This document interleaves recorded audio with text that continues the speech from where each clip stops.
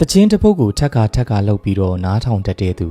အစားတောက်တစ်ခုကောင်းရင်လေဒီတစ်ခုကိုပဲဆွဆွမြင်းမြင်းစားတတ်တဲ့သူစားတောက်ဆိုင်ထဲမှာဆိုရင်လေထိုင်နေကြနေရမှာပဲထိုင်တတ်တဲ့သူဝယ်နေကြဆိုင်မှာပဲဝယ်တတ်တဲ့သူဖက်ပြီးသားစာအုပ်ကိုပြန်ပြီးတော့ဖတ်တာမျိုး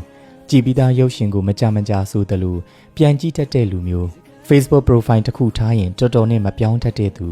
ဆိုလိုတဲ့သဘောကစိတ်အပြောင်းလဲမမြန်ဘူးအစွဲလန်းကြီးတယ်အလေးနဲ့ထားတတ်တယ်serious သမားပေါ့အထီးအရှလွယ်သမားဒီလူမျိုးတွေကတိတ်ကိုချစ်တတ်ကြတယ်ဗျပတောက်ဆိုပတောက်ပဲဆိုတဲ့လူမျိုးလေဘူးဆိုရင်ဖေုံမတီးတတ်တဲ့သူမျိုးပေါ့ဒီလူမျိုးတွေနဲ့ချစ်သူတော်ခွင့်ရရင်လေတဲတဲလှုပ်ချစ်ပြီးတာခံရတဲ့အပြင်အချစ်ဆိုတာဒီလိုပါလားဆိုတဲ့နှွေးထွေးတဲ့ခံစားချက်ကိုပါပြီးစွမ်းနိုင်နေလေအစွဲလန်းကြီးတဲ့လူတွေကနာကျင်ရရင်လေသူများထက်စေစားလောက်ခံစားရတယ်ဗျဒါပေမဲ့လေသူတို့ရဲ့တစ္ဆာတရားကြီးမားတဲ့စိတ်ထားတိတ်ချစ်တတ်တဲ့စိတ်ထားလေးတွေကလေးစားစရာနှစ်လူဖွဲ့စရာတိတ်ကောင်းနေဗျ